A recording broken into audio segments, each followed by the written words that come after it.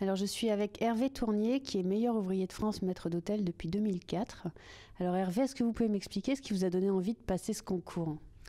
Alors, l'envie de ce concours, bien, je dirais tout d'abord ce que les clients nous transmettent tous les jours, hein, cette demande de savoir-faire bien exprimé, de ce savoir-être à leur égard. Mes pairs également, les chefs d'entreprise là où j'ai travaillé qui m'ont encouragé à le faire.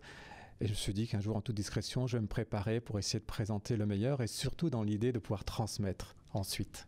Et combien de temps dure cette préparation? Alors, le temps en lui-même, c'est une synthèse de 10 ans de métier exercé en relais château, dans un premier temps. Et ensuite, je m'étais donné 18 mois pour le préparer. D'accord.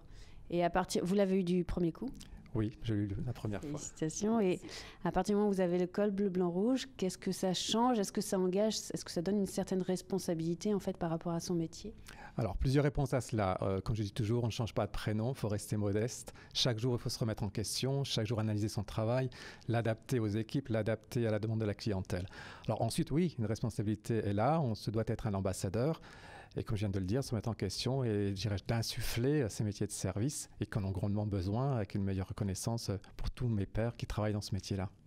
Et là, lors de cette 25e édition du concours, est-ce que vous avez coaché quelqu'un en particulier ou vous êtes là dans le membre du jury? Quel est votre rôle? Alors, lorsque nous sommes membres de jury, nous avons l'interdiction formelle de coacher quiconque pour la préparation de ce concours. Donc, cette année, étant membre de jury, je n'ai pas coaché qui que ce soit en maître d'hôtel. D'accord.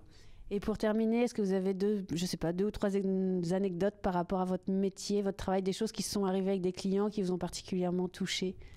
Alors oui, certaines choses, donc je dirais sur d'un côté positif, lorsque vous travaillez à l'étranger et que tout d'un coup vous finissez de présenter le plateau de fromage, même si vous gardez les intonations britanniques nécessaires, et qu'un enfant qui vient de l'Argentine vous distribue à la fin un dessin qu'il a dessiné durant le service, qui est ni plus ni moins que la Tour Eiffel. Écoutez, c'est le symbole de votre pays pour moi, c'est à vous. Et j'ai trouvé que c'était le plus beau pourboire que j'ai jamais reçu. Ouais, c'est un très joli cadeau. Absolument. Surtout de la part d'un enfant de 9-10 ans, qui a donc apprécié les arts de la table et le service qu'on lui va apporter, qui à cet âge-là n'est pas forcément si évident. Eh ben, merci beaucoup en tout cas. C'est moi qui vous remercie. Merci beaucoup.